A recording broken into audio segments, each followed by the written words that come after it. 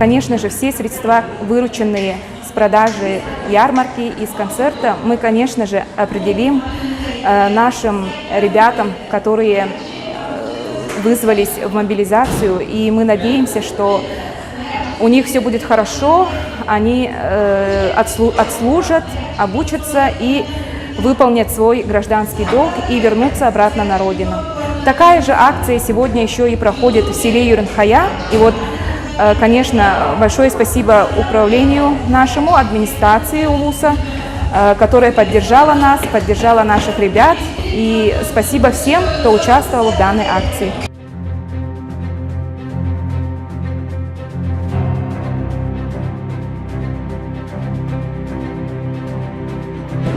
Bir bugün Nurgun tölbe atıttan aksiya kıtındı. Onda tölbe olaq doktora Aspegastan, manna mücahınan bardan ıglan büterdiler. Tölbeler atın tölbeler aktivmey baydı kıttı butlar. Keyi bağa kelliler. Aspega ağallılar bardan atıglan büterdiler.